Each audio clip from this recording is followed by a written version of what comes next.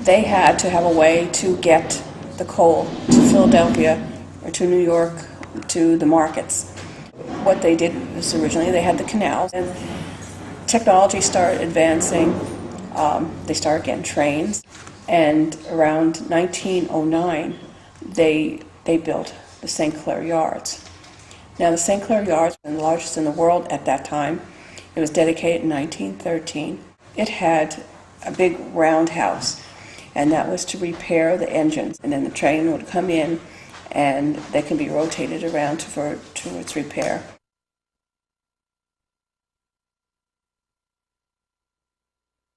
This building has been here since the early 1900s, and it was originally the miners' company store, where the miners would work like dog hours and for minimum payment, and then in the long run have to bring their paycheck back here and buy everything they needed for their homes. So in the long run, what happened was the mining companies actually got their money back because they had to buy everything here. They were not allowed to shop in any other store. So this building has a lot of history.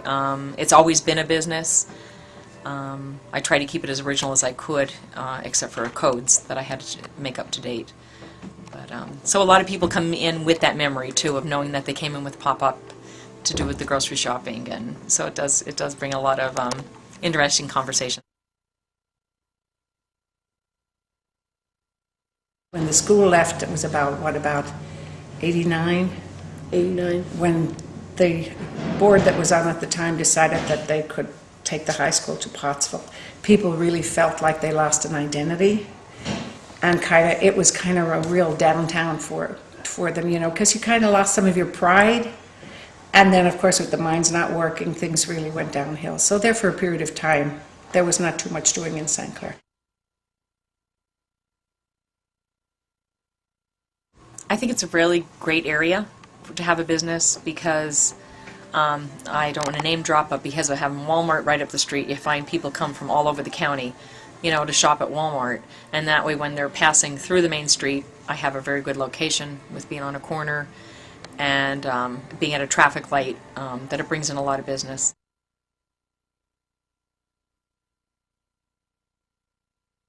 I live in St. Clair for 25 years. I'm originally from Palo Alto. This is what's called a few of my favorite things, consignment shop.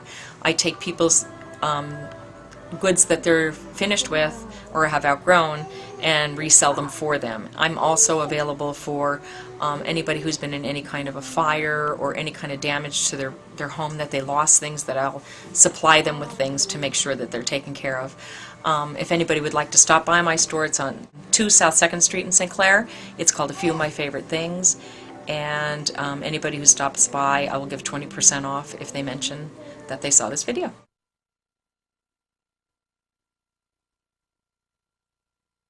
St. Clair was a nice little community, and I didn't really want a big business. I was looking for an area where there was a certain amount of people and a nice group, church community, and that's why, because there was a lot of churches and about 3,000 people back then.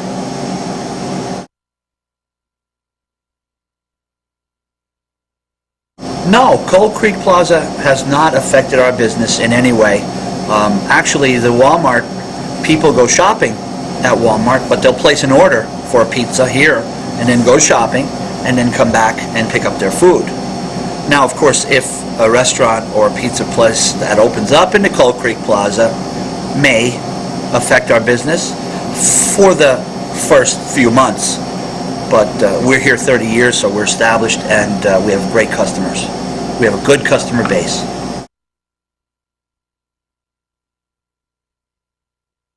Yes, a lot of differences. This town has been waiting for Walmart, and now that it's here, people complain. The business community complains about it because they take all of the business. But I think that if you're diverse, you're diverse enough that you could make it in a in-town business. And since then, there hasn't been that many businesses on the main street of St. Clair. But right now, there's an emergence of new businesses in St. Clair, like this block, the business district where the bank is, there is a lot of new business now. You know, the tanning salon just opened up, and these people are supposed to put a bakery in across the street over here. And then there's of course there's another pizza place, and we won't mention the name. And there's several second-hand shops in St. Clair that just came to be, which look like they're very successful. So yes, definitely a lot of there's changes all the time. That's one thing that's constant, is change. If you haven't tried Giorgio's Pizza, stop by and give it a shot. Try it out. I know there's a lot of pizza places, but how many pizza places have been in business for 30 years? I do notice a difference from growing up in St. Clair. It was very close-knit. Everybody knew everybody, or everyone knew everyone. And now a lot of people come in, move out. There's a lot of apartments, and people used to, that was before air conditioning, and people would sit out in the front porches, so everyone knew everyone by name.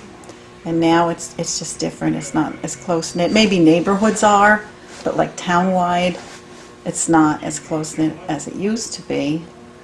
A lot of people, my mother lived in this town, she's 85, and she's lived here practically her whole life, and she says the same thing. It's just different. She doesn't know anyone in town anymore. And this street alone, I grew up on Twing Street, and after I was married, we lived on Nicholas Street for 26 years. Like that block, everyone knew everyone, and that was close-knit. This, living on 2nd Street, is entirely different. If I could, I would pick up this house and put it up there, because it's a bigger house. That was a small house. I don't know if it's because of the traffic, the wideness of the street, but this street is not like that. Like, I know my next-door neighbor well, my kids grew up with their kids. And on the other side of me, he's very nice. We're in this house 10 years. I know his name is Paul. I don't know his last name. But he's very nice. We get along. But as for the rest of the block, I don't even know the people up at the other end of the block, except for maybe one or two that I knew before. And across the street, there's apartments, same thing. On this side, people come and go. So I don't even know who they are.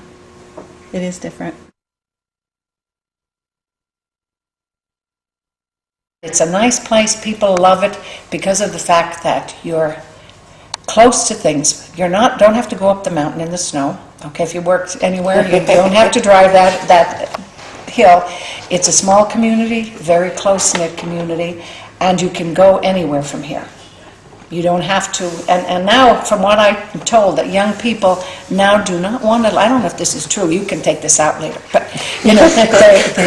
young people do not want to live in the suburbs when they're done. They don't want to live out where they have a big house with grounds around it and they have to drive everywhere and drive their kids to ball games and all. They want to go back to the old time small community. Because even in the area of Philadelphia, they're developing like areas like that where they have everything in the one section by the art museum, and everybody has parties in the neighborhood. They want a neighborhood. They want a sense of belonging in a small town. And you've got that in St. Clair.